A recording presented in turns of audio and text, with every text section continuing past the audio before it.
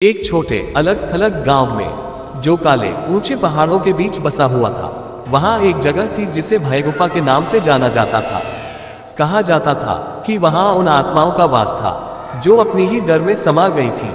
गुफा निषिद्ध थी और कोई भी उसमें प्रवेश करने की हिम्मत नहीं करता था, सिवाय एक साहसी युवा लड़की माया के। माया अपने साहस और जिज्ञासा के लिए जानी जाती थी। एक रात अपनी बहादुरी साबित करने की इच्छा से प्रेरित होकर वह गांव वालों की चेतावनी के बावजूद भय गुफा में प्रवेश कर गई। जैसे ही वह अंदर गई, हवा ठंडी हो गई और परछाइयां फुसफुसाने लगी। उसकी धड़कन तेज हो गई, लेकिन उसने अपने कदम आगे बढ़ाए।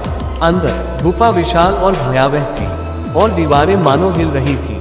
अजीब भूतिया आकृतियां दिखाई दी, जिनमें से हर एक अलग डर को दर्शाती थी। अंधकार, अकेलापन और अज्ञात। माया ने उन्हें नजरअंदाज करने की कोशिश की, लेकिन डर असहनीय हो गया। हर कदम के साथ आकृतियां और बड़ी और भयावह होती गई। जैसे ही वह घबराने लगी, माया ने गुफा के अंत में एक छोटी चमकती हुई रोशनी देखी। वह उसकी ओर बढ़ी, केवल एक प्राचीन धूल भरे आईने को देखने के लिए। जैसे ही उसने उसमें झांका, आईना उसकी खुद की आशंकाओं को दिखाने लगा।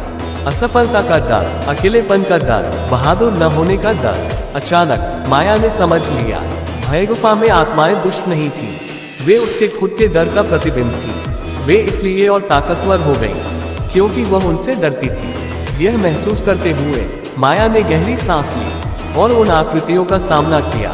अपने डर को स्वीकार किया, लेकिन उन्हें अपने ऊपर हावी नहीं होने दिया। जैसे ही उसने अपनी ताकत को अपनाया, गुफा शांत होने लगी। माया विजयी और निर्भय होकर बाहर निकली। गांव वाले उसकी बहादुरी की प्रशंसा करने लगे और भय गुफा, जो अब भय का स्रोत नहीं था, अपने डर का सामना करने और उन्हें जीतने के प्रतीक के रूप में बदल गया।